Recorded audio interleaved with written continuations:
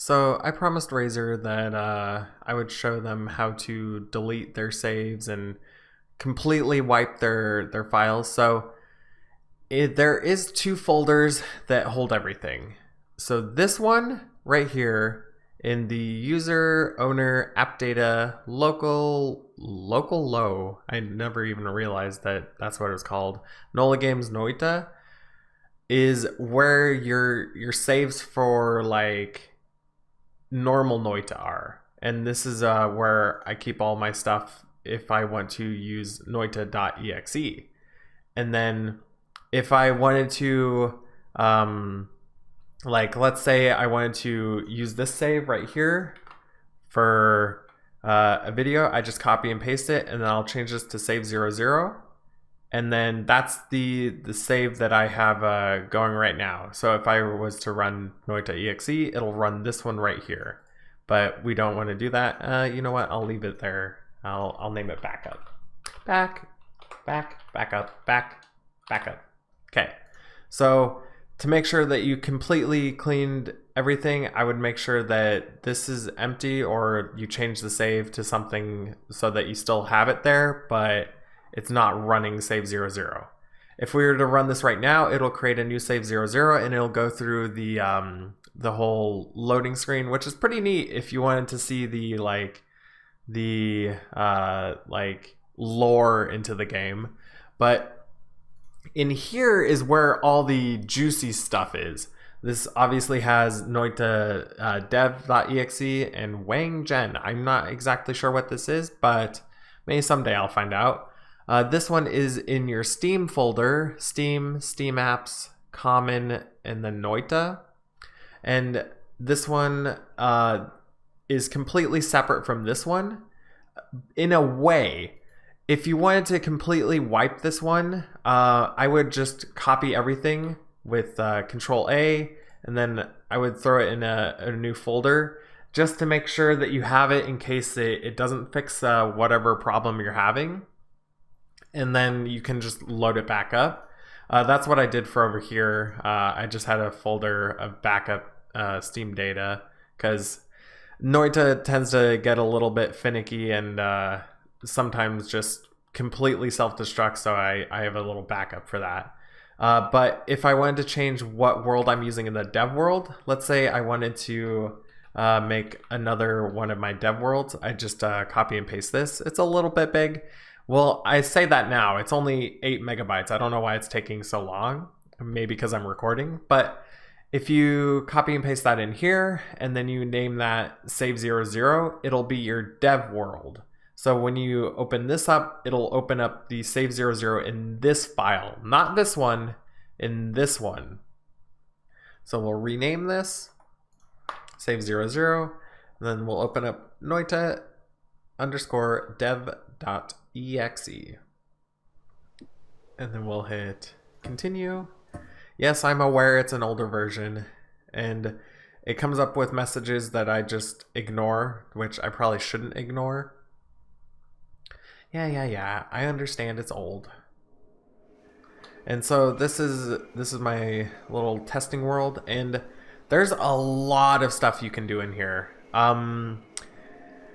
I'll most likely make a separate video on everything you can do in here, but for the basics, because I bet a lot of people will want to hop back into here too. For one, you hit F5 to turn on this menu. Oh, and since the new game doesn't have the spell labs anymore, you only have the same options as the normal game, which is the new game, Daily Run, Nightmare, and Daily Practice.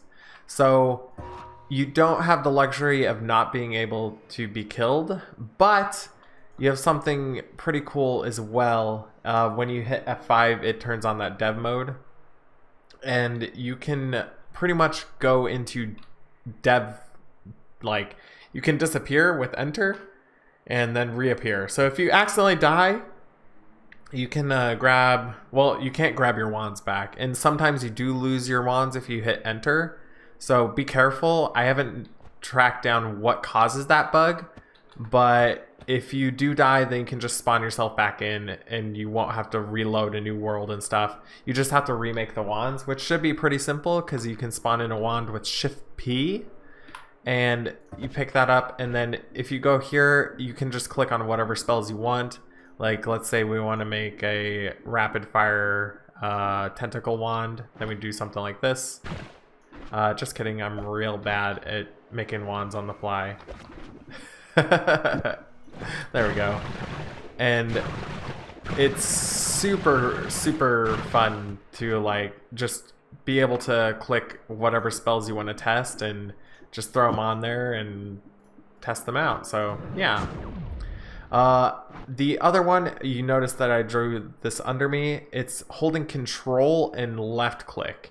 If you want to bring up the materials, you hit Control Tab, and that'll bring up this menu, and you can select like, oh, I want some water, I want some nest. You can draw in it, you can erase in it with Control right click to erase. And if you think this pen is too small, you can also do Shift whatever number. Shift 0 is the largest, and it is about that big. So if you wanted something extremely large, or if you got huge stuff you want to cover and clear and erase, they can do it that way. And if you wanted to get down to the single pixel, Control 1 will go to the smallest. And be careful on what wand you have out, because if you're accidentally not holding control, you'll obviously fire the wand or whatever you have in your hand. But Control, oh, I didn't even do it. Shift 1. Sorry. There's so many controls and I get them confused all the time as well, but Shift 1 is the smallest. So that's how big Shift 1 is. So you can make nice little stuff.